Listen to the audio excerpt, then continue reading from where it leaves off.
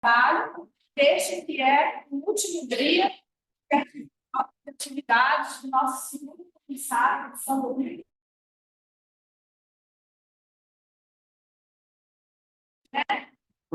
Desde o primeiro momento, nós estamos aqui com cheguete, né? Acontecendo muito bem, na sequência das vezes, o trabalho de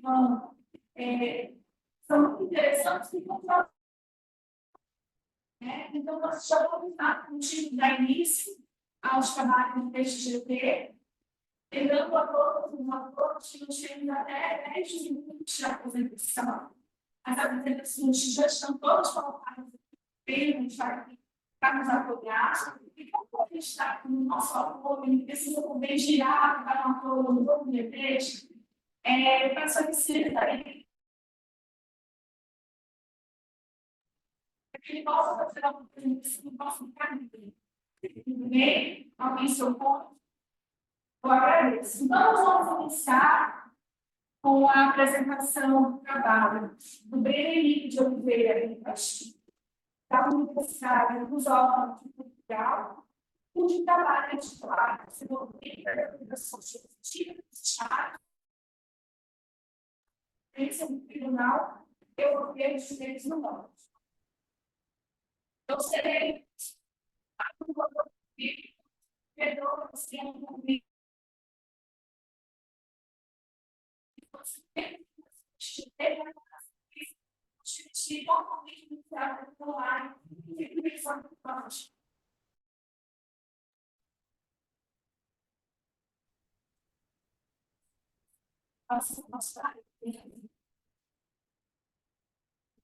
Podemos começar.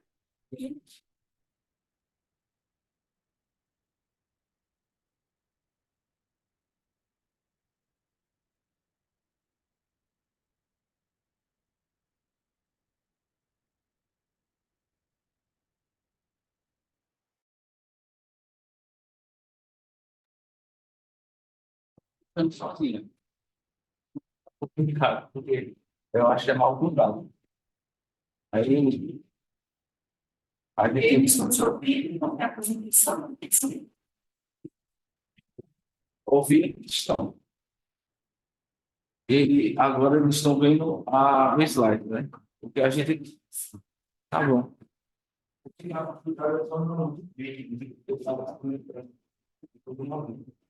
Mas bem. Geralmente, a cabeça da pensão, uma apresentação da professora, a qual eu primeiro, como moderadora, e através dela, tem mais linguística, né? É uma satisfação, mais fundamental do grupo, eu tenho a oportunidade de apresentar presencialmente e também apresentar uma contribuição ao o escopo de evento como esse é sempre contribuir para a harmonia e também esse compartilhamento de conhecimento e conhecimento de pessoas, né? Essa interação entre pesquisadores, ensinador, e às vezes com essa importância que são tudo isso também, obviamente, para esse tipo de desenvolvimento da harmonia, do conhecimento, da função do nosso ciência. Estou realizando um doutorado em ciência com informação. E, no ano do doutorado, estou fazendo uma pesquisa sobre as obrigações possuídas na doutrina desenvolvida pelo Tribunal Europeu de Direitos Humanos. E estou, dentro do ano do doutorado, pesquisando o impacto das obrigações possuídas em coordenamentos internos, né, do Estado europeus e também do Estado americano, porque também estou realizando esse ano da jurisprudência da Corte Interamericana de Direitos Humanos. Mas, para esse evento, eu fiz um retorno breve na primária para a jurisprudência do Tribunal Europeu e busquei a fase inicial da documentação, nesse primeiro momento, estou falando do levantamento da jurisprudência, tanto da Corte Interamericana quanto da Tribunal Europeu, Aí aproveitei poder fazer esse apanhado histórico, essa evolução histórica do entendimento jurídico judicial da União Europeia quanto à proteção do meio ambiente. Né? E pude observar, ao longo do tempo, a temática ambiental ela foi intensamente judicializada no final do século XX, no início do século XXI, e a gente observa que pede a Convenção Europeia de Direitos Humanos não ter pessoa que é algo bastante criticável, não tem uma previsão de direitos ambientais expressos na Convenção Europeia, na Convenção Europeia, mas nós temos também envolve juridicamente e faz uma extensão dos direitos previstos, como o direito à vida, a aplicação na área da proteção ambiental. Nós enxergamos, então, história, fazendo então, nós temos aqui o Tribunal Europeu, ele faz, então, uma expansão, uma ampliação da proteção a direitos como o direito à vida, que é tradicionalmente previsto na Convenção Europeia, a sua aplicação para a proteção do meio ambiente. Então, nós temos essa influência evolutiva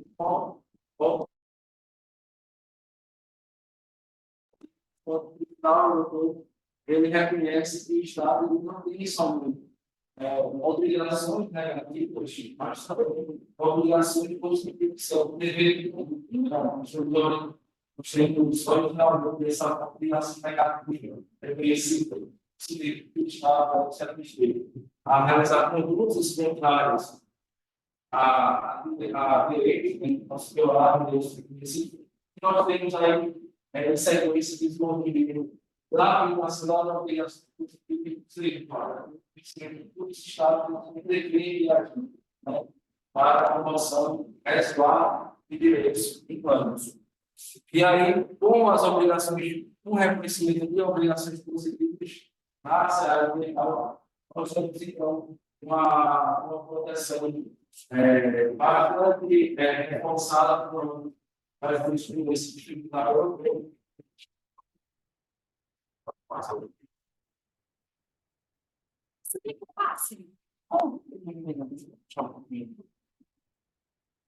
Então, nós temos essa nossa zona de tribunal europeu, que é obrigações positivas que requer uma organização estatal e obrigações negativas que requer a abstenção do parte do Estado, qualquer conduta que possa violar o direito humano, ali reconhecido na Convenção Europeia. E aí nós temos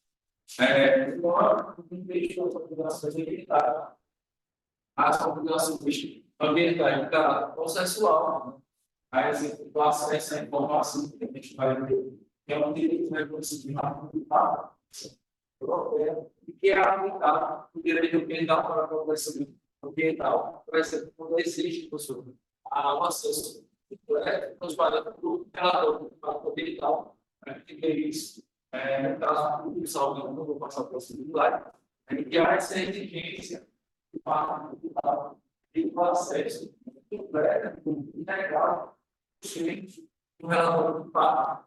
E, por sua vez, nós temos as chamadas obrigações que são relacionadas a dever de conduta, obrigações de conduta para os Estados-partes da Europa.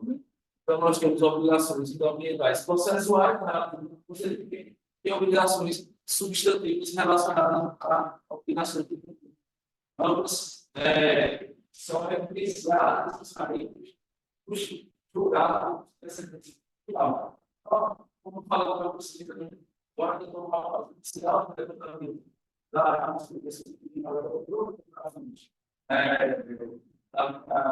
minha tese. Doutorado muito mais além no âmbito da proteção ambiental, que já pude falar que é bom mostrar os principais cuidados. Nós temos aí o caso da DAA, que é reconhecido, como falou para vocês, o direito à informação para a área da proteção digital, ao longo desse caso, foi exigido pelo Tribunal Europeu, né, o acesso integral aos dados, né, aos dados de fato.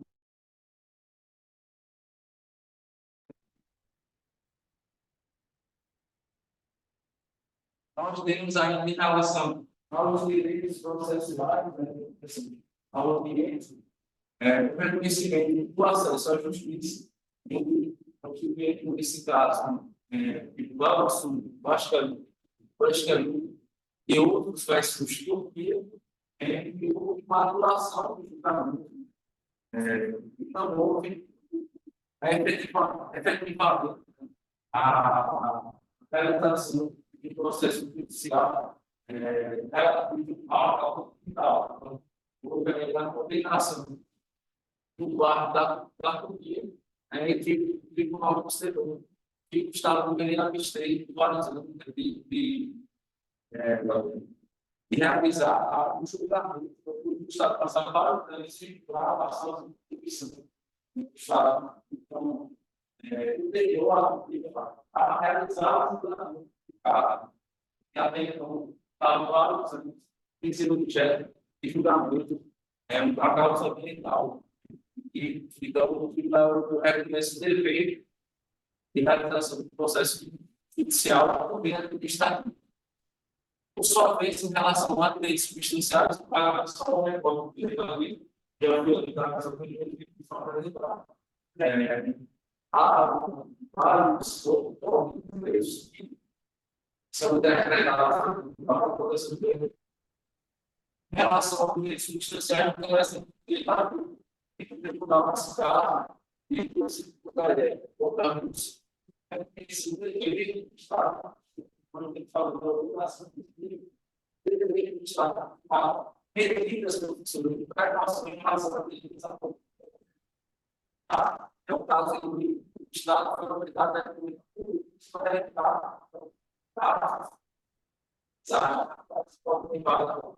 a vida cidadãos da a finalização mais um minuto de apresentação do concluir a apresentação é muito breve. Tem que levar mais de 10 minutos para a gente ir direito por direito, mudar por lado dos processos principais, mas aí a gente tem a conclusão do tribunal, de proteção do meio dos direitos e define que essa interpretação não podia ir para o bolo da questão, para a implementação. Coloca à disposição para a eventual grupo, e a disposição do Estado.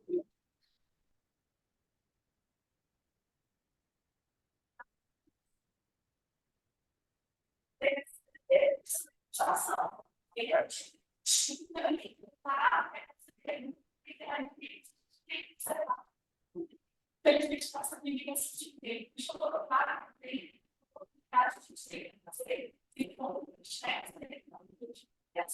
Se a fase é mais, poderia ser mais suspeito.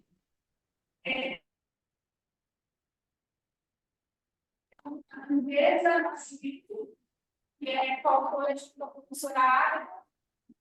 Os mandados entram na sala para ser bem mais. E a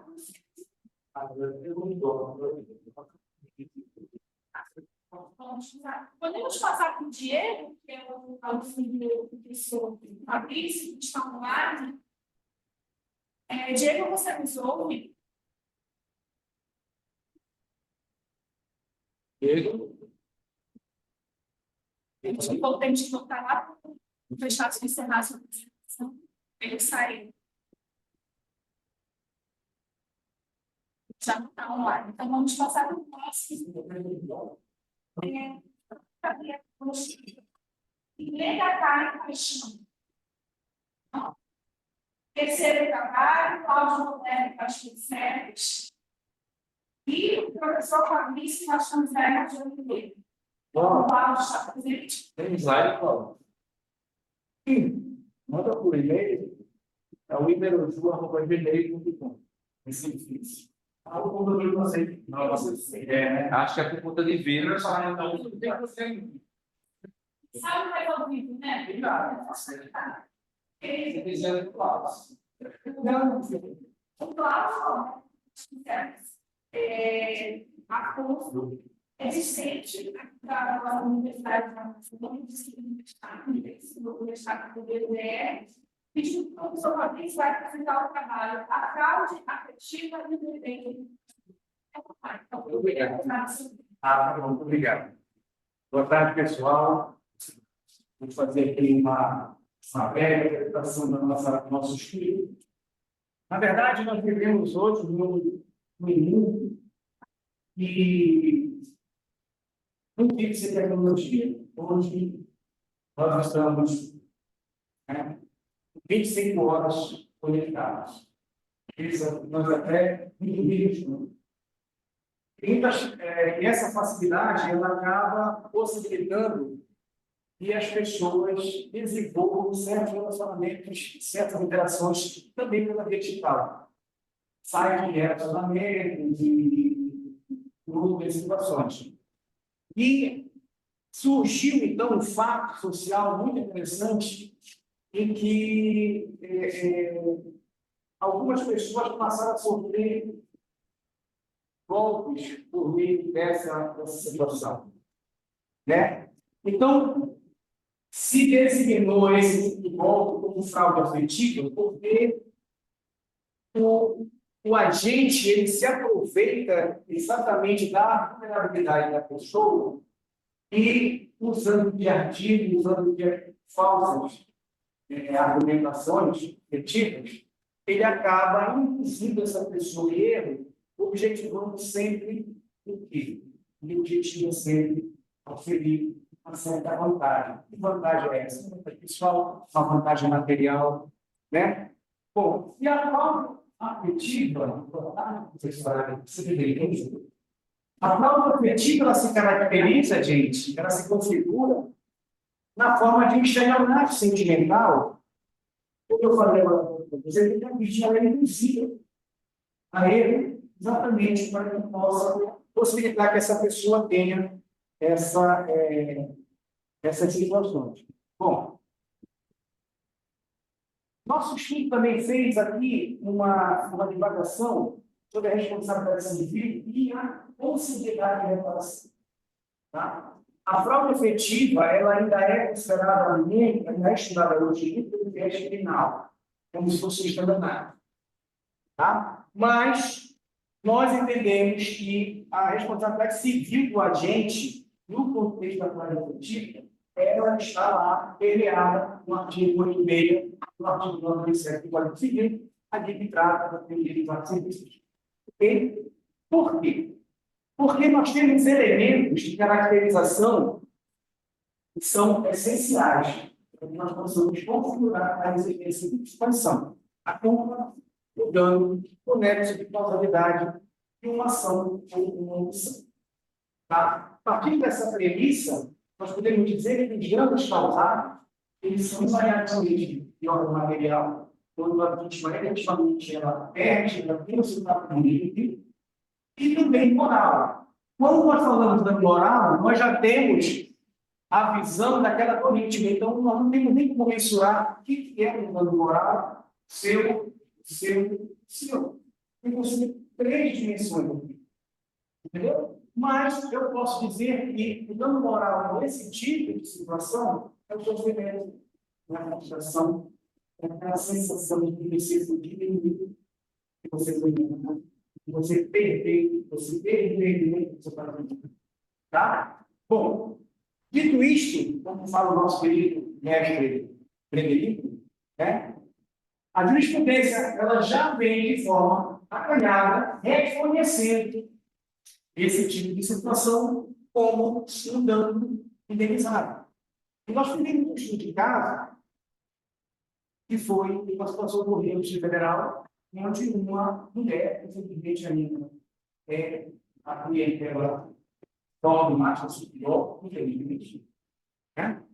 E ela, envolvida um namoro acabou municiando o namorado de uma quantia inesperada, ao que tudo R$ 100.000, com a promessa de que o uso da relação iria devolver progressivamente. A fraude, quando a pessoa lá vê, mas não acredita também. Então, o que aconteceu? No momento em que ele conseguiu acessar o valor que ele queria, ele tomou um bom sinal para nós, sem dar a ela a oportunidade de receber nova. Então, ela procurou o judiciário e obteve uma decisão favorável, onde eles entenderam que ele deveria ressarcir do valor que ela havia fechado. Com base em quê? Com base na boa-fé objetiva, com base em comprovado abuso de direito na parte. Lógico que ele perdeu recurso no tribunal, alegando que ela havia feito aquilo com 2 anos. Havia dado um valor de forma que era com legalidade. O tribunal não reconheceu, confirmou a decisão do tribunal, confirmando o abuso de direito, confirmando que havia sido feito exatamente uma polícia. Okay? Essa decisão, pessoal, ela, na verdade, ela é um marco histórico, porque passou a reconhecer a fraude afetiva ou o discriminação sentimental como um fato ilícito e realizado. Tá? A nossa pesquisa, ela chega a uma conclusão de que é preciso ter muita cautela quando você mescla dinheiro e afeto. Tá? Nós até fazemos assim, damos algumas sugestões para que, principalmente nessas relações que começam nesses sites, seja guardado comprovante, porque a justiça inexoravelmente vai te exigir isso para comprovar.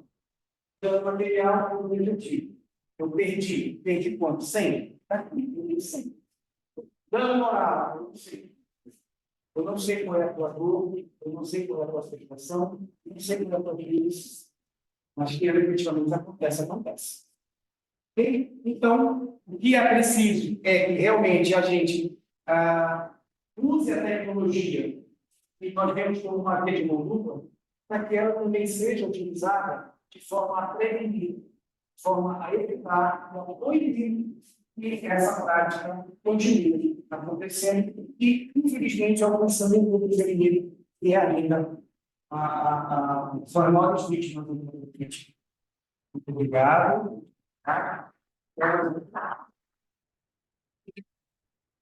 Eu gosto muito da síntese. Muito obrigada. Roberto, você fala assim, mas agradeço pela sua qualidade e por poder falar.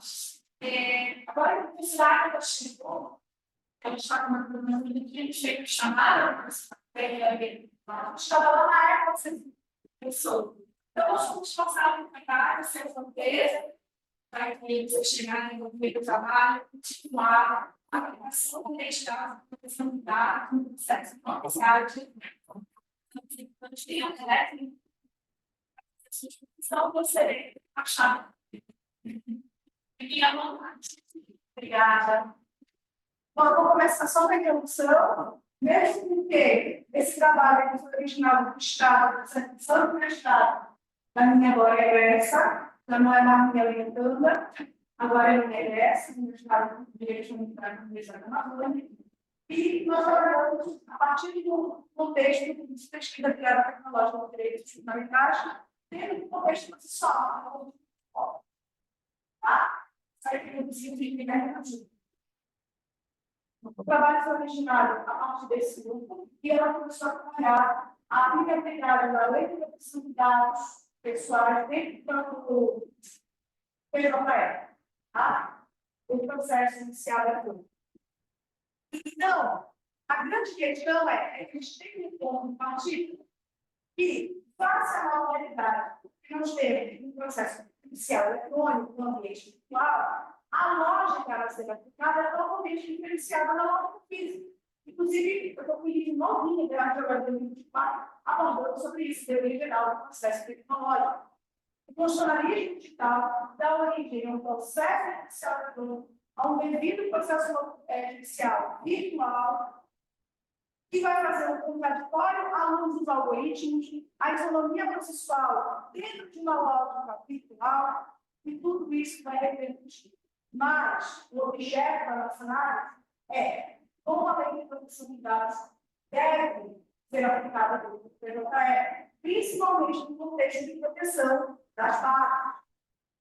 Uma vazada de dados pessoais sensíveis pode dar origem a uma série de viralizações do nossos dados pessoais sensíveis, nossa imagem, nossa voz, nosso dado civil, nossa profissão, nosso endereço, isso foi essa preocupação, inclusive, nos aproxima muito dos estudos europeus. E tem uma preocupação enorme e um avanço imenso em relação à aplicabilidade da LGPD, a preocupação neles da LGPD, tá? Em relação à proximidade, em relação às pessoas. E por isso, são direitos fundamentais na base. Tá? Inclusive, evitando que nós tenhamos mortes, que nós tenhamos documentados, e que também mantivem as contas dos nossos dados pessoais, que é o lucro menor. Vou passar agora para a aula. Obrigada, senhor. Bem, boa tarde a todos. Eu sou a professora Pereira, né? Do mestrado agora. Já é o primeiro abril, tem um mês e pouquinho. Então, esse é o vestido no estado da Universidade Universitária, onde nós anunciamos fazendo uma evolução, né? Primeiro, vocês podem verificar, a primeira sessão, a gente faz uma introdução, falando realmente hoje em dia, essa sociedade da informação, mas como a gente chegou na Lei Geral de Proteção de Dados, então a gente faz uma apanhada desde, por exemplo, o direito à privacidade, na Constituição Federal, depois a Lei de Acesso à Informação, que veio efetivar esse direito institucional, depois, não menos importante, o Marco Civil da Internet, só seguindo a ordem cronológica, que veio disciplinar, né, a utilização de dados na rede dos computadores, e chegamos à LGPD, que é o Lei Geral da Proteção de Dados, com influência europeia, também realmente garantir o sentido do acesso, o tratamento, né? Então, nós temos que dedicar os princípios que estão na referida à lei. Diante disso, nós avançamos a primeira seção do artigo, trabalhando o acesso ao serviço público à tecnologia. Então, tivemos essa mudança, essa quebra de paradigma da sociedade contemporânea, né? A tecnologia ela faz parte do serviço público. Na segunda sessão, as recomendações do Conselho Nacional de Justiça, mediante a adequação pós à Lei Geral da Proteção de Dados. Então, com isso, todos os tribunais precisaram se adequar, e teve várias evoluções, várias recomendações, como, por exemplo, a criação de comitê, né, para a proteção de dados dentro dos tribunais, e também a política institucionalizada dos tribunais. Na terceira sessão, uma análise geral sobre como realmente, mediante a atuação da LGPD, processo judicial eletrônico, como vai se concluir essa atuação jurisdicional. Primeiro, como foi sugerido um manual de rotinas, que fosse adotado esse manual de rotinas, principalmente no tratamento dos dados sensíveis, que são atividades que precisam do consentimento. Então, diante disso, botar o usuário seria uma alternativa de você acessar, você possa dar o consentimento e saber, né, o que vai ser feito com o seu dado, até quando o seu dado vai ficar disponibilizado no site do processo judicial eletrônico. E, por fim, nós concluímos, infelizmente, a Lei Geral da Proteção de Dados é aplicada no processo judicial eletrônico todo de forma genérica.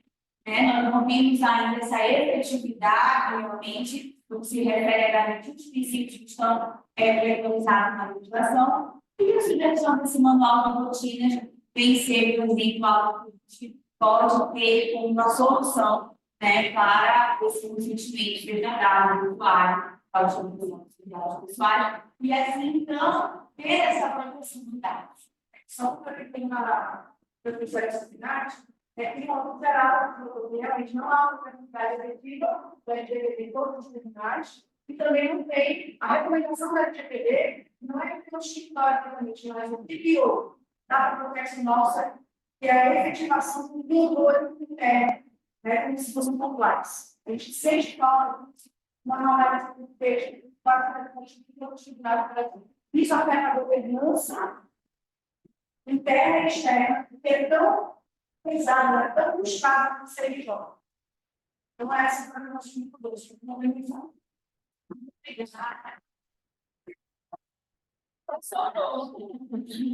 obrigada, professora Ada Caís, e professora Brena. Isso, muito obrigada também esse processo. Obrigada, dando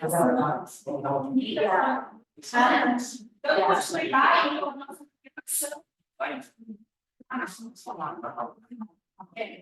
Vamos dar continuidade sobre como você chegou para a Matéria. A Matéria chegou. Não, então, passa o trabalho, nós vamos passar para o Diego, passar por vídeo, por conta da questão da conexão. Então, Diego, boa tarde, você nos ouve?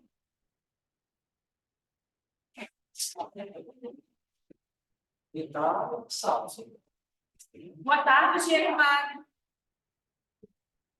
Pode passar mensagem para ele no chat? Nós vamos, então, passar para estudar. Boa tarde. Oi, Diego, boa tarde. Tudo bom?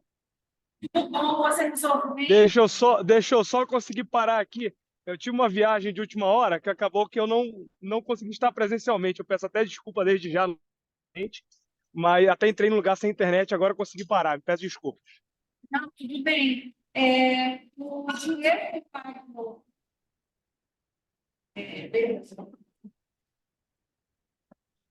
Diego Magno Moura de Moraes, juntamente com o professor Fabrício Vasconcelos de Oliveira, da Universidade da Amazônia, vão apresentar um trabalho intitulado A Vulnerabilidade como Requisito Fundamental para a Aplicação da Teoria Finalista Mitigada nas Relações de Consumo. Diego, você tem até 10 minutos para fazer a sua apresentação, e quando você estiver próximo de encerrar, faltando 2 minutos, eu vou revisar o seu tempo. Pode iniciar. Perfeito. Perfeito, gente. Obrigado. Boa tarde a todos os presentes na sala, que eu cumprimento principalmente dos meus colegas de programa, tá? E ao meu orientador e amigo que não está agora não está apresentando comigo, que é o professor Fabrício Vasconcelos. A nossa temática, na verdade, este artigo que foi submetido a este congresso, na verdade, faz parte de um projeto um pouquinho mais amplo de estudos sobre a questão da vulnerabilidade, o princípio da vulnerabilidade hoje aplicada na seara consumerista para a aferição do conceito consumidor dentro do Código de Defesa do Consumidor. Neste primeiro artigo que nós submetemos, nós buscamos enfrentar o quê? A evolução histórica que chegou ao conceito de consumidor, quais as teorias, como se aplica o direito consumerista para o conceito do consumidor.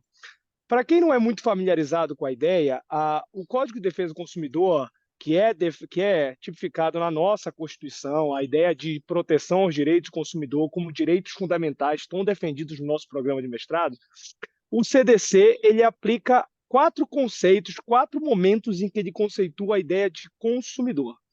Só que, historicamente, houve muitas discussões sobre o que seria, de fato, este conceito de consumidor. Quem seria o consumidor que o Código de Defesa do Consumidor aplicaria nas decisões judiciais, quem, de fato, poderia ser entendido como consumidor. O conceito de fornecedor é algo que não se discute, é algo que não tem nenhuma problemática. O conceito de fornecedor, está muito bem claro, muito bem identificado, aquele que fornece o produto no mercado. O problema sempre foi com a ideia de consumidor. E aí, historicamente, nós temos 3 teorias que estudam essa ideia, que apresentam essa ideia de consumidor, que é a teoria finalista, a teoria maximalista e, atualmente, a teoria finalista mitigada, que foi pacificada no Superior Tribunal de Justiça, e a ideia é justamente, neste artigo, apresentar a evolução histórica das 3 teorias. Inicialmente, nós tínhamos uma teoria chamada teoria maximalista. Essa teoria maximalista entendia a ideia do consumidor como aquele que tirava o produto do mercado. Pronto, acabou. peguei, tirei do fornecedor, adquiri aquele produto, tirei do mercado, e aí eu seria considerado consumidor. E aí eu estaria a par de ser protegido por todos os direitos que o Código de Defesa do Consumidor nos traz. Porém, ao longo do tempo, o STJ começou a discutir um pouquinho essa ideia de retirar apenas o produto do mercado. Quer dizer que qualquer pessoa que tira o produto do mercado seria considerado consumidor? E aí surgiu a teoria finalista, que entendeu que, além de tirar do mercado, eu teria que ser o destinatário final daquele produto.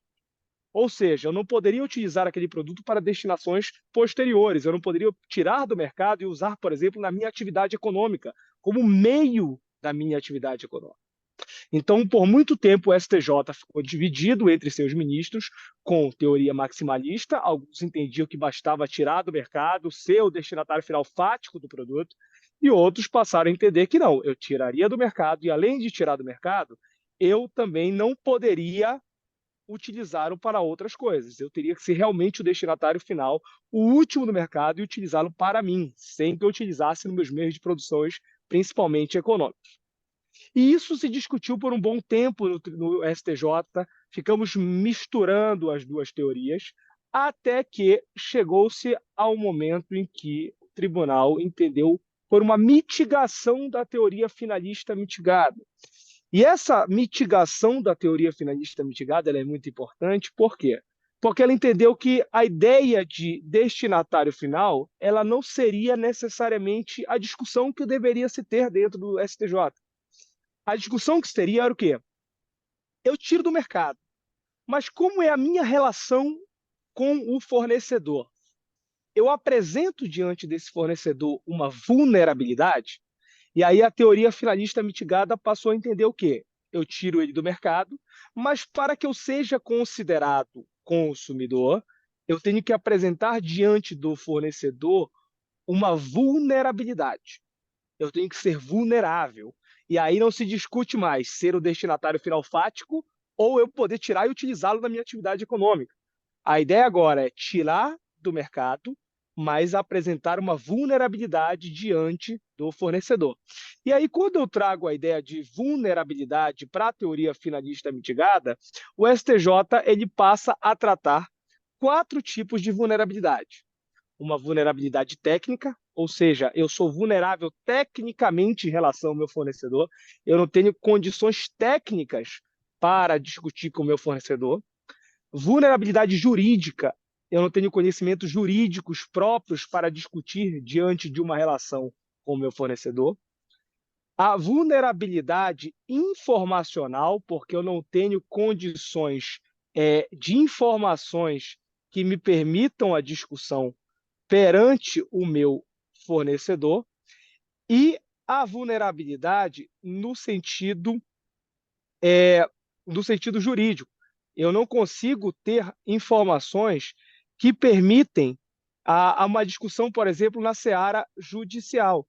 Eu não consigo apresentar defesas técnicas, jurídicas, que me permitam defender-me diante do fornecedor.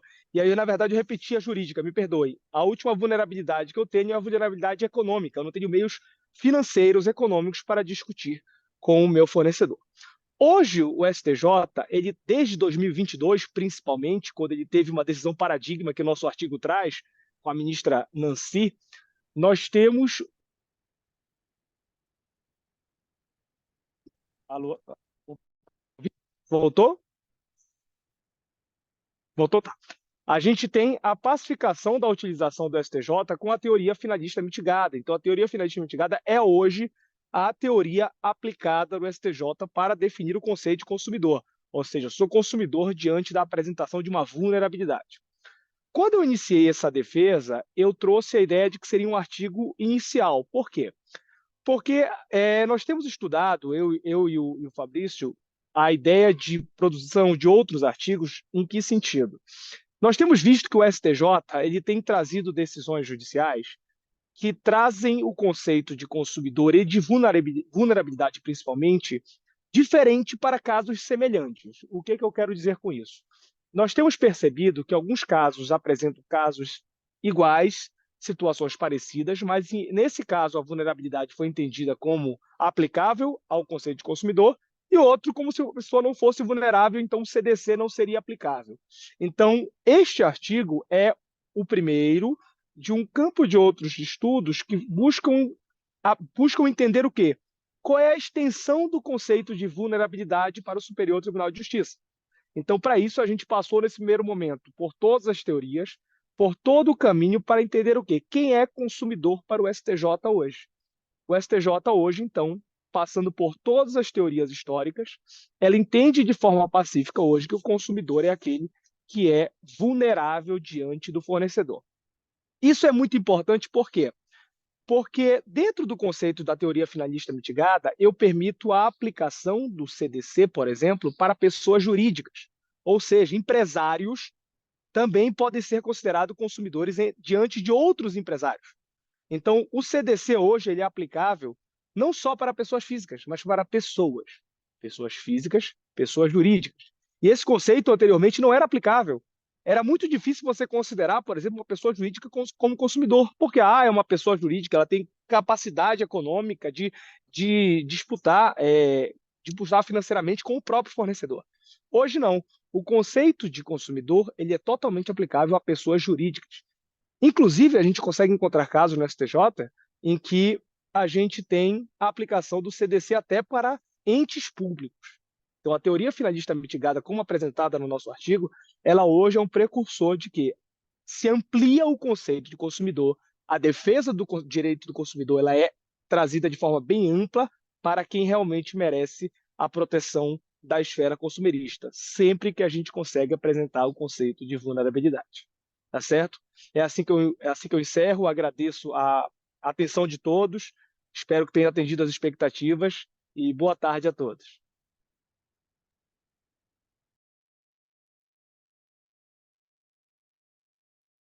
Muito obrigada, Diego, pela apresentação. Agora, do Edivaldo, Filho Nogueira Ramos, em autoria com a sua orientadora eu, Maria Cláudia Alexandre Perry, Centro da Graduação da Universidade da Amazônia, que vai apresentar o trabalho intitulado Técnicas ou Contextos Societários. Uma análise crítica ambiental sobre o projeto legal do polícia no Pará. Essa foi a gente fazer essa apresentação. Pode. Já está baixada, né?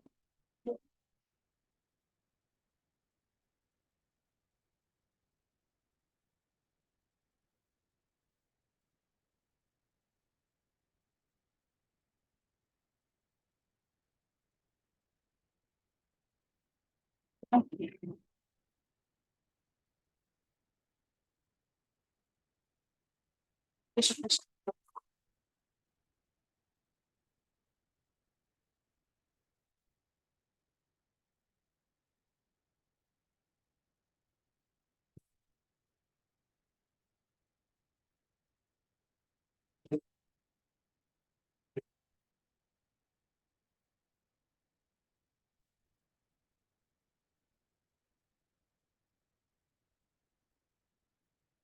Isso aqui é uma programação. Não é só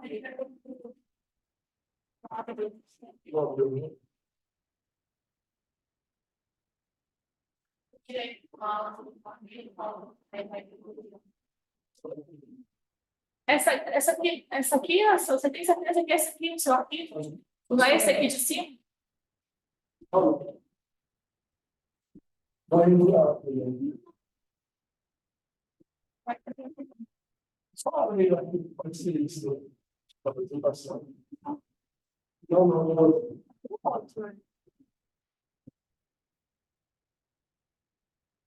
Não sei se aqui.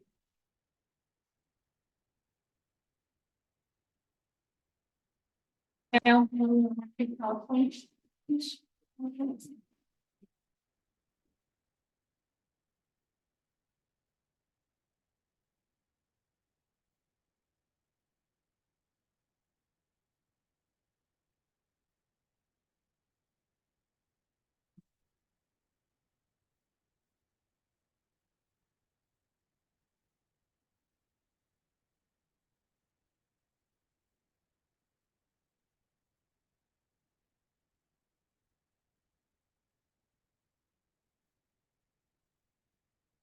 Essa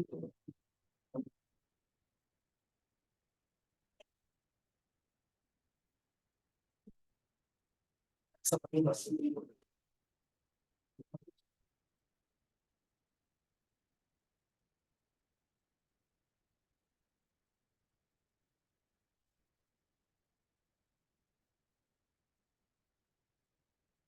Antes de abrir, vamos.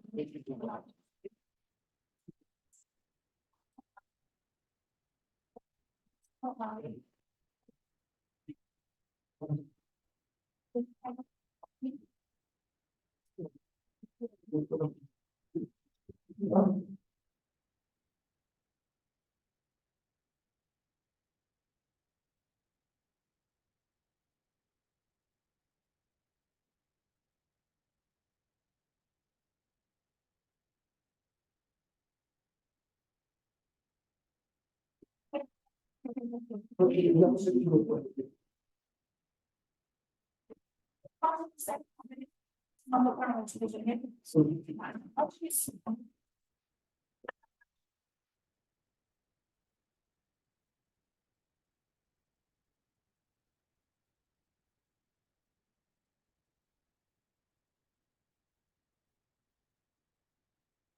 Volta aqui, deixa eu falar um pouco da introdução da finalização do nosso. Hoje vamos fazer um tema relacionado ao direito penal, referente ao entendimento da lei. O interpretação ou a referência central. Em caso do entendimento da lei. Isso é terrível. Nós estamos mais para a sustentabilidade ou para o desenvolvimento econômico. Então, agora, eu queria falar agora, que consiste tanto na questão da verdade que tem uma coisa exatamente comigo. Entre o trecho de Marabá e Piano, tem 52 quilômetros de dragagem comigo.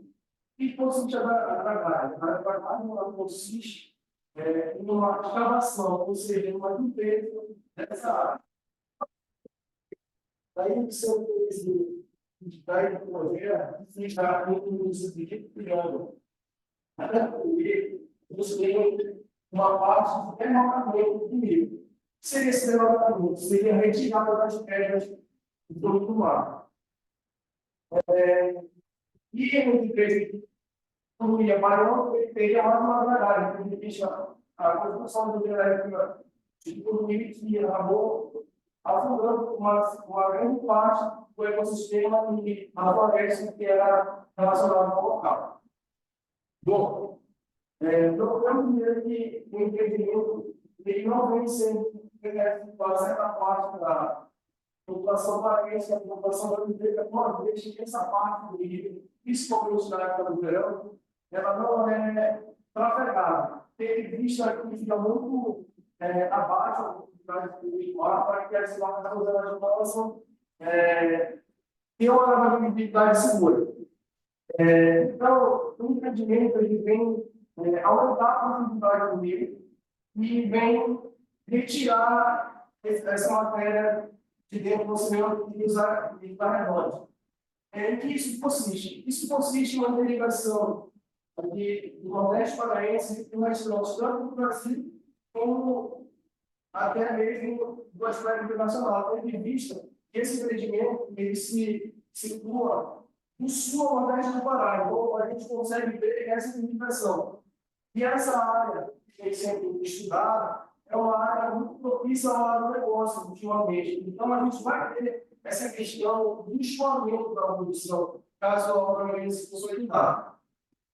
Porém, nós entramos em um embate muito importante para a sociedade. Por quê? Porque a área que está sendo supracitada, conforme estudos, ela é uma área em que a população ela não possui uma capacidade de disponibilidade financeira elevada, ou seja, a população que está sendo inerente à área, ela é uma população de baixo poder aquisitivo, ou seja, a gente consegue enxergar que as pessoas que estão aqui são populações de pequenas, populações indígenas, e são populações que dependem da pesca, não só da pesca, como dos arredores. estão envolvidos ali no local. Ou seja, com uma consolidação do empreendimento, nós teremos uma análise mais crítica do empreendimento em si. E o nosso objetivo é analisar justamente essa questão da hidrovia que será construída no empreendimento, que é a hidrovia Tocantins do Araguaia. Então, a gente adotou de metodologia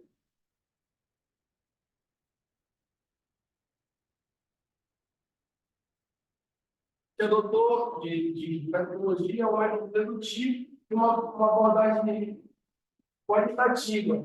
Ou seja, a gente buscou uma adaptação descritiva a partir de análises de dados e de registros que foram documentados tanto pelas autoridades competentes, como o IBAMA e o Ministério Público, vai ser mais que vai estar à frente, e a gente utilizou de mapas de montagem, de revisões de literatura, principalmente a literatura relacionada à concepção do SANS, sobre o desenvolvimento sustentável, e dos autores Sati e Fenticer, sobre direito constitucional e ecológico. O quadro normativo utilizado foi o da nossa Constituição, juntamente com a Convenção 169 da OIT, que é a Organização Internacional do Trabalho. Tendo em vista que essa é uma pauta de direito internacional, principalmente de direito desenvolvimentista, e a gente está vendo aqui que a gente está uma pauta, ou seja, nós temos um plano de aceleração nacional, que o projeto do Lourenço está relacionado, ou seja, é um meio de esforço da produção que, querendo ou não, em pontos positivos, vai funcionar a economia dessa cidade, mas nós devemos pensar o quê? Será que vai impactar socialmente no desenvolvimento? Porque nós vemos hoje que o modo que está sendo tratado disponibilizará um poder financeiro maior a quem está investindo do que a própria população local. Porque como é que vai se dar essa distribuição de riquezas? Como é que nós teremos uma segurança àquelas pessoas que dependem da terra? Porque se nós formos analisar criticamente, as pessoas que estão ali, elas recebem até mesmo o seguro de defesa, que é justamente para cuidar dessa parte que eu falo, dos peixes que estão ali na região, porque como a construção vai levar a profundidade do rio. Elevando a profundidade do rio, se torna mais difícil de chegar à luz, àqueles peixes, ou seja, vai prejudicar toda a cadeia alimentar. Então, haverá uma morte significativa dos seres vivos que habitam ali, aquela região. Então, nós temos que ter uma análise mais profunda da coisa, e não só uma análise que vem sendo discutida pela sociedade, que até o presente momento não entra em um consenso. Tendo em vista que, além do aspecto social, do aspecto ambiental, nós temos o aspecto cultural, daquelas populações indígenas, daquelas populações quilombolas que têm ali implementado e realizado a sua cultura. Ou seja, vai haver até mesmo, no caso do alargamento do cemitério, e todas as situações podem ser construídas. Qual vai ser o lado? Não seja louvável que a gente não queira aumentar a nossa economia, mas será que nós estamos colocando em vigor a igualdade entre todos? Será que a gente não precisa? Essa é a abordagem principal do nosso artigo que vai ser implementado no Brasil. Será que nós estamos projetando aquele desenvolvimento social? Será que está andando em conformidade com o desenvolvimento sustentável e social? Porque até no presente momento, conforme estudos realizados no local, a gente não tem o consenso e acaba acontecendo que o próprio Ministério Público tem concedeu a licença prévia que o IBAMA concedeu em 2019. Ele concedeu em 2019 para a realização do empreendimento. O que acontece? O Ministério Público abriu uma organização e constatou que nós não temos estudo suficiente que todas as medidas que estão sendo tomadas para a população de fora ao redor, a gente não fala em questão de poucos quilômetros, fala em questão de 300 quilômetros, ou seja, é toda uma região que é afetada. Ou seja, é afetado do sudoeste ao nordeste do Pará. Então, nós temos que ver qual a situação e qual a realidade do povo que está sendo afetado, para onde eles serão deslocados, qual a maneira de organização não só social, mas ambiental que nós teremos com a construção do empreendimento. Então, como ainda essa análise mais crítica da parte do empreendimento, hoje, atualmente, a obra está parada, por mais que seja um ponto de aceleração nacional envolvido, porque nós não temos essa equidade, esse equilíbrio entre o desenvolvimento social, o desenvolvimento sustentável e, principalmente, o desenvolvimento social. Então, nós tiramos como resultado que o empreendimento, até o presente momento, ele evidencia o equilíbrio, ele evidencia o desequilíbrio entre os impactos sociais, ambientais e econômicos, que colocam em questionamento a sustentabilidade do empreendimento, a legitimidade do processo decisório e a legalidade do projeto.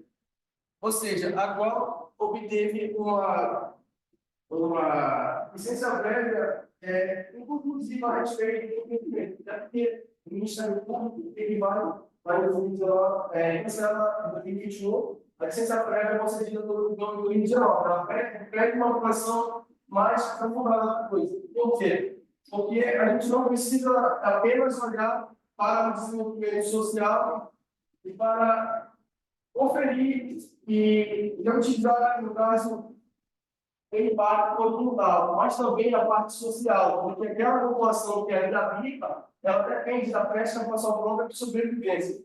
E até o presente momento, ela vem cuidando daquela área. E hoje, vemos a importância que a natureza tem relevância para a nossa população, tendo em vista as tragédias que vem acontecendo no mundo, infelizmente, hoje no nosso país. Então, a gente vê que o meio ambiente precisa ser cuidado e precisa ser criterioso. Nós precisamos respeitar a força da natureza. Ou seja, por isso, nós precisamos de uma análise mais crítica, nós precisamos de estudos mais aprofundados para que nós possamos ter um empreendimento que associe esse equilíbrio entre desenvolvimento econômico, desenvolvimento ambiental e, principalmente, o desenvolvimento social daquelas pessoas que mais precisam daquela região. Aqui fica o agradecimento a todos. Tenhamos uma boa tarde.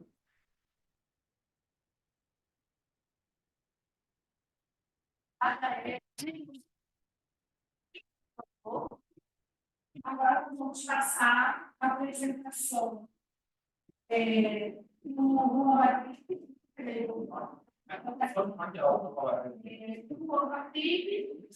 Costa, autoria econômica, Silvio Souza, e desde não, eu só pode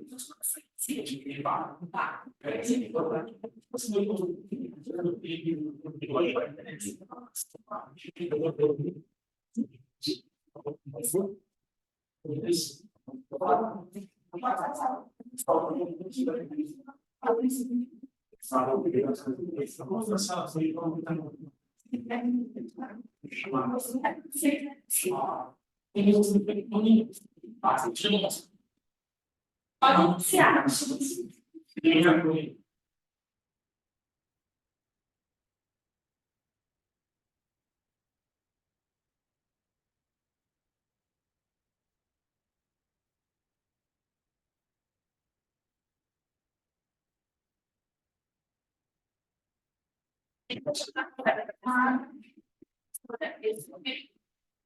Oi?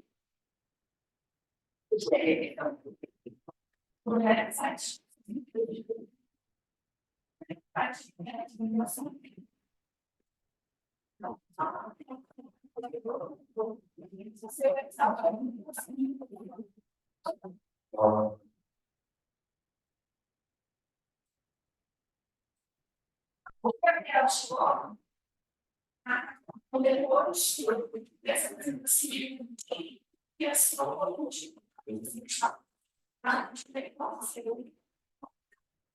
Acho que sim. Tá. Boa tarde a todos.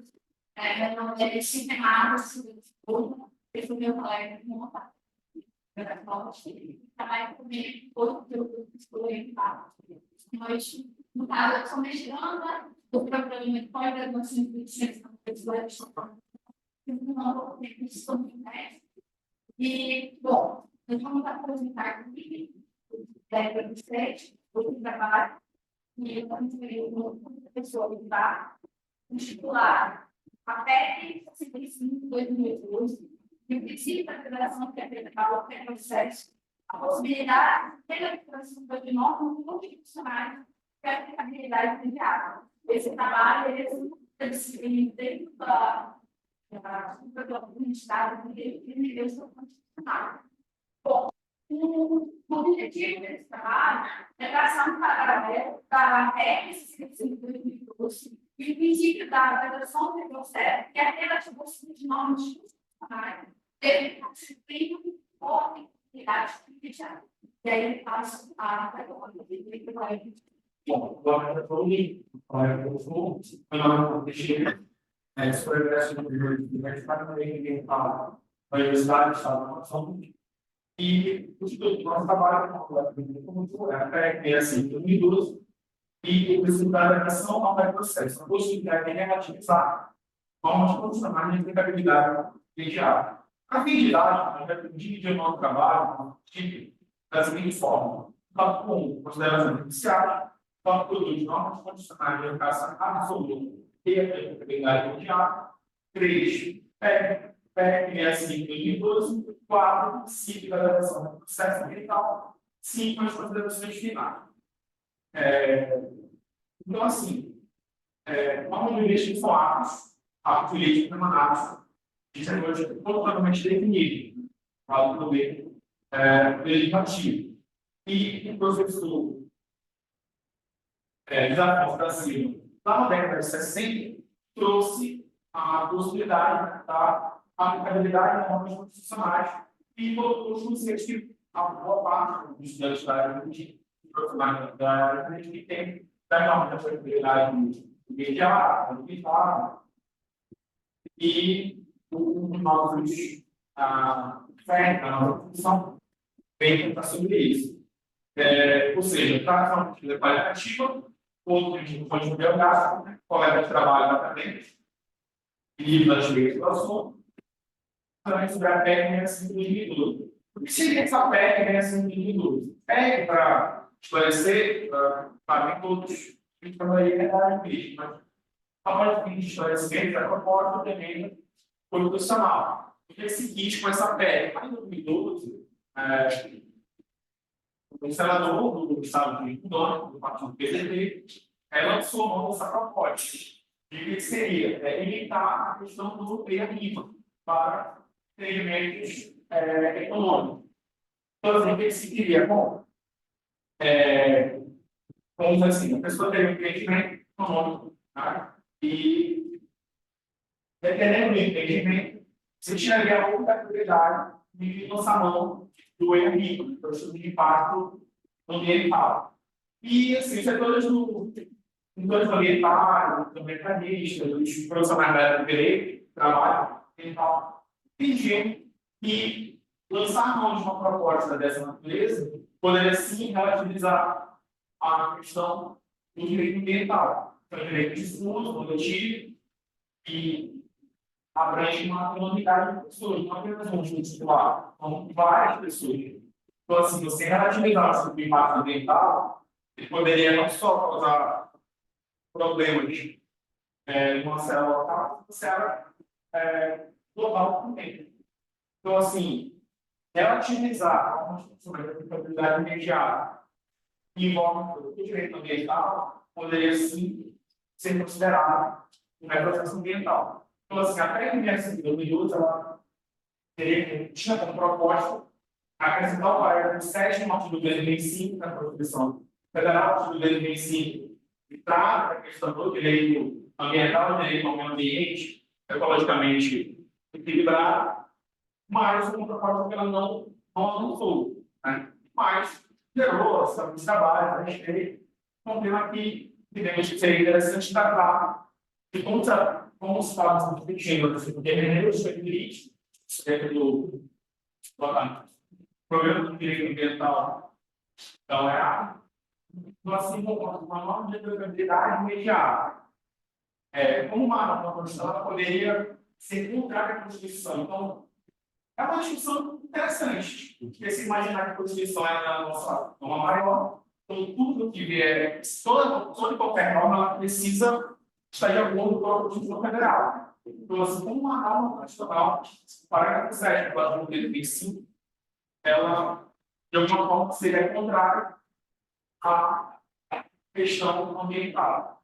E sim, poderia caracterizar um processo, porque a ideia é que o direito fundamental ele não pode ser limitado. É daqui para frente, só ampliado. Você não poderia limitar. Então, uma norma que viesse a relacionar o seu impacto, que é um documento extremamente importante. Ter uma conquista ainda na de 2028, então, sim, poderia se caracterizar como um processo. Isso, lá na parte final do trabalho, você a PEC da vaquejada. E, apesar das suas. Na emenda 97, sim, relativizou a questão da vaquejada. Se trouxe o parágrafo 7 do artigo 225, e o legislativo entendeu que seria uma questão cultural, se poderia se relativizar, trazer alguns eventos, como a vaquejada, os rodeios, podendo ser praticados e fazer uso de animais.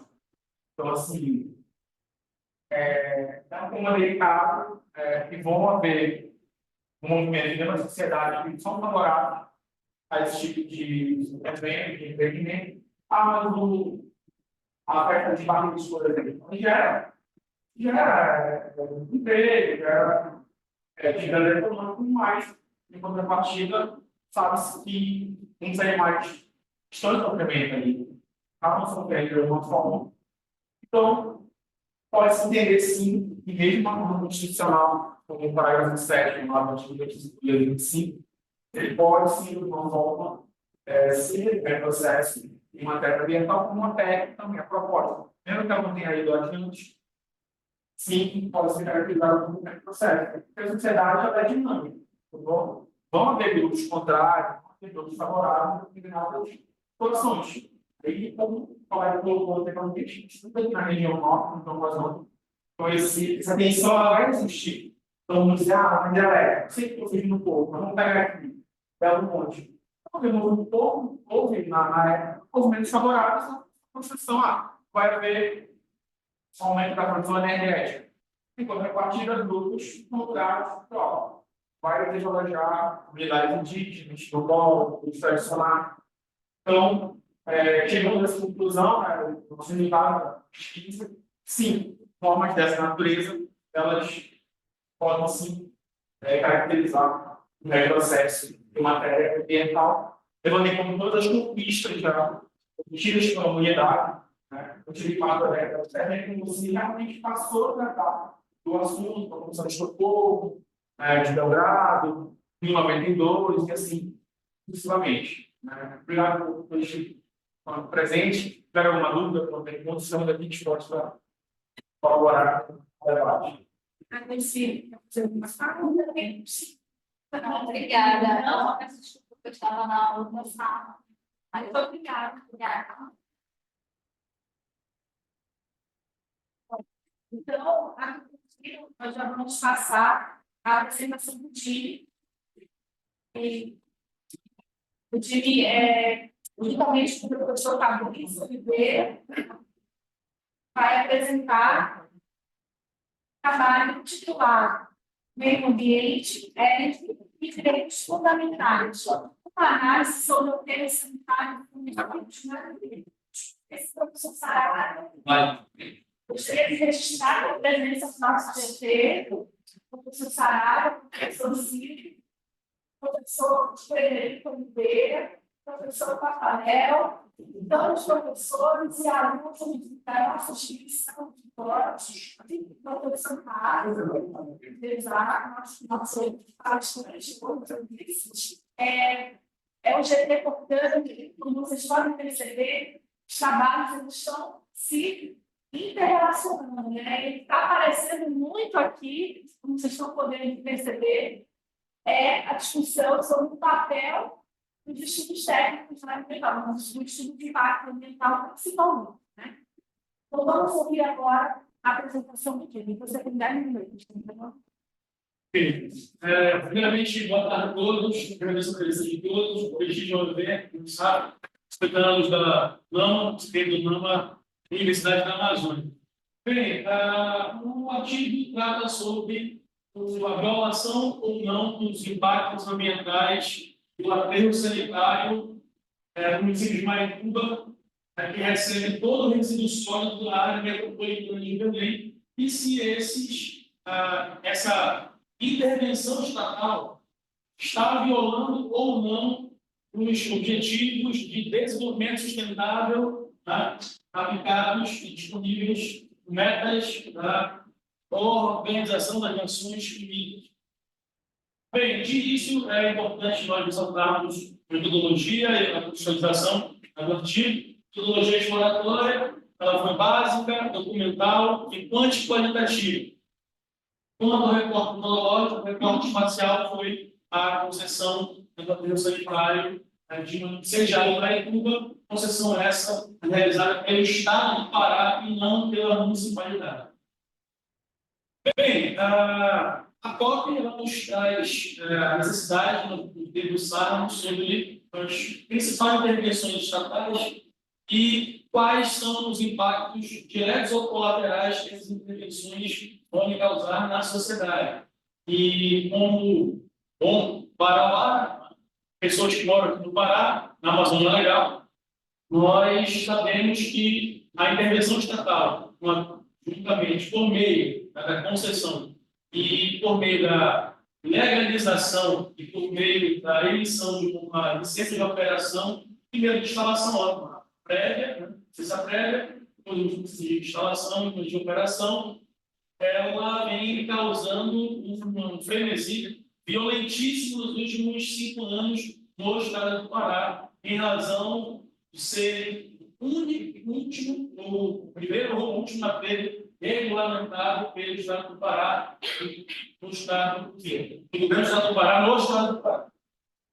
Bem, a pesquisa mostra o seguinte: o aterro sanitário de Marituba, ele recebe cerca de 30 mil toneladas de resíduos sólidos secos ou orgânicos, que diz respeito a toda a área metropolitana de Belém, contemplando Benevides, Marituba, Belém e Ananindeua. Então, Belém é responsável por cerca de 26 mil toneladas mês, Ananindeua em volta de 5 mil toneladas mês, Marituba 1.500 toneladas mês.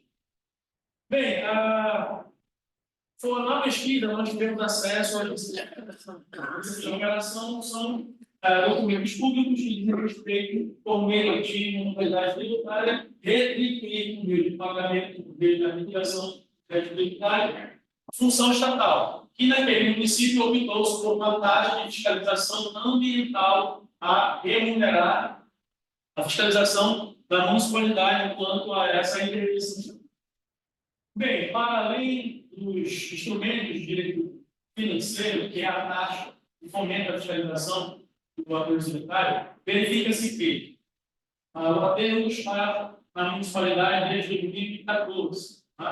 E a última renovação GLO necessitou, para a mitigação dos danos diretos e colaterais ambientais, de 43 condicionantes ambientais.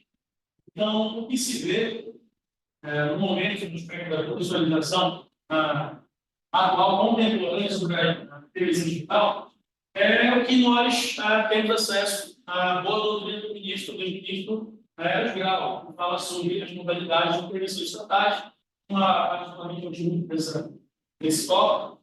e diz respeito a uma intervenção que foi feita diretamente em razão da permissão que houve pelo poder concedente, claro, de um terceiro privado gerir um serviço que é essencial, né? Está lá no bloco de funcionalidade, o Fred bem fala, bem aborda, lá no bloco de funcionalidade, bloco esse que diz respeito a um ambiente, né, saudável, né, e sustentável. O que nós verificamos com os impactos ambientais, em que pese haver, né, condições ambientais que, na visão do ente estatal, fossem cumpridas, existem muitos efeitos colaterais que violam pelo menos 2 ODS, né, diretamente, que é o saúde e bem-estar, o ODS 3, e o ODS 11, que diz respeito às cidades sustentáveis. Né? Então, a pesquisa verificou que há necessidade de nós retroalimentarmos o processo de licenciamento ambiental para garantir que as condicionantes ambientais, que são mecanismos, né, de direito público, possam ser capazes de mitigar e preservar o direito que os munícipes têm, principalmente no município de impacto ambiental. Perdurará após o fim da atividade de destinação final de resíduos sólidos por mais 20 anos. Fato importante aqui, o projeto inicial da implantação do projeto tinha 7 células para o meio ambiental e a última célula já está cheia, chegou à sua exaustão. Então, a reflexão é: o que nós poderemos fazer no curtíssimo prazo para mitigar os impactos ambientais que dizem respeito à não destinação ambientalmente sustentável desse aterro sanitário que está na área metropolitana de Belém? Quais são as alternativas que nós temos para que, em menos de 6 meses, após a exaustão que comporta o aterro, resolvermos, ou pelo menos, pensarmos em uma alternativa sustentável, que busque, claro, consequentemente, preservar o direito que nós temos constitucional, no âmbito do direito constitucional, em um ambiente sustentável e, consequentemente, preservando o que nós temos enquanto saúde e bem-estar. Saúde, obviamente, de respeito também ao ambiente salubre, um ambiente que preserve a saúde dos munícipes de Marituba. Então, é um tema dramático, porque nós não temos tempo, e irresistível, porque o lixo, os resíduos sólidos são produzidos todo momento. Nesse momento, na área metropolitana de Belém, estão sendo criadas mais 1.000 toneladas de resíduos sólidos em dia de hoje. Então, o que faremos para resolver esse problema público? Quais são os instrumentos de direito financeiro que podem fazer com que nós possamos acessar um ambiente sustentável, preservando obviamente a saúde e bem-estar, que são todos o objetivo de desenvolvimento sustentável, assimilados pela ONU, e são agendas internacionais de direito público nacional e privado. Então, termino a minha abordagem e agradeço a todos pela presença e prestígio ao começar do mundo sem câncer. Obrigado.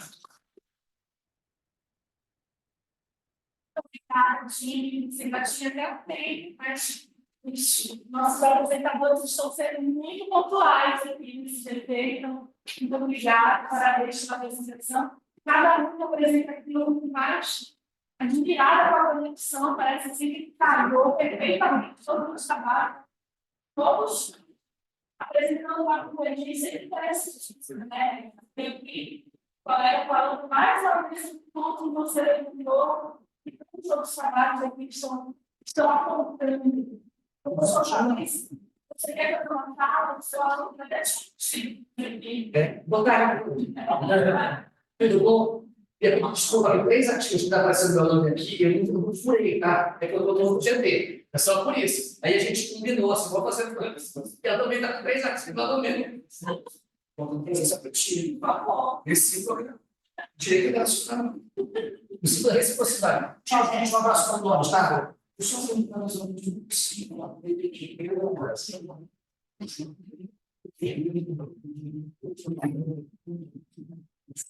A nossa última apresentação agora da discente a Muita Gabriela do Chá dele, bem da casa,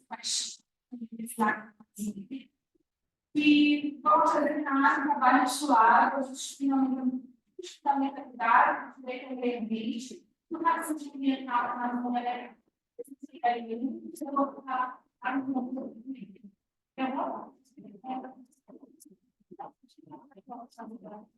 E não podemos desapegar dele.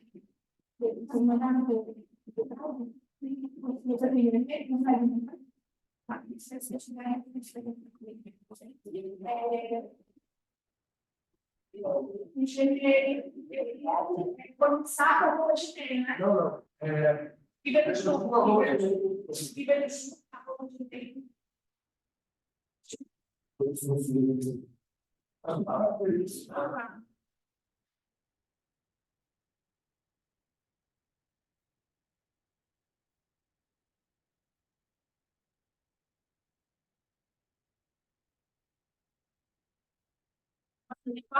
Não.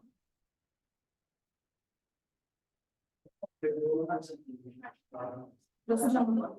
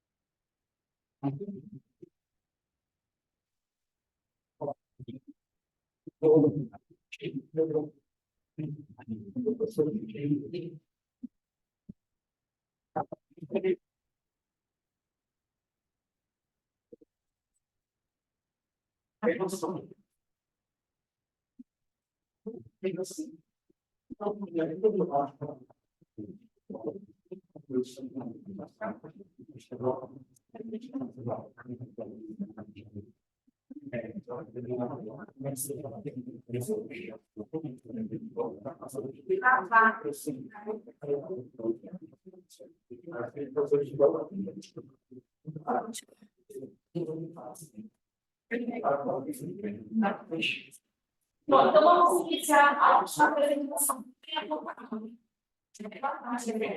A gente estava nossa internet, as fundamentalidades do direito, assim também para a nossa a mudança mais alta nosso som aqui que precisa chegar aí, estamos acompanhando. Vamos lá, provavelmente é um pouco duvidoso, se você me falar bem alto, a gente consegue ouvir. Tá? Então, para começar, falando sobre o racismo ambiental. O racismo ambiental foi criado pelo meio protético de como fazer depósitos de resíduos tóxicos estado ficaria bem no norte dos Estados Unidos, onde a maior parte da população é assim, ambiental nada mais é o impacto de mudanças climáticas ambientais na população comunitária. No Brasil não é diferente. Não é diferente, nós temos impactos ambientais que influenciam, por exemplo, em populações da favela, do periférico, e sofrem com efeitos humanitários que até mesmo a nossa mídia social, quando a gente fala que não tem acesso às humanidades, colégio de colégio político.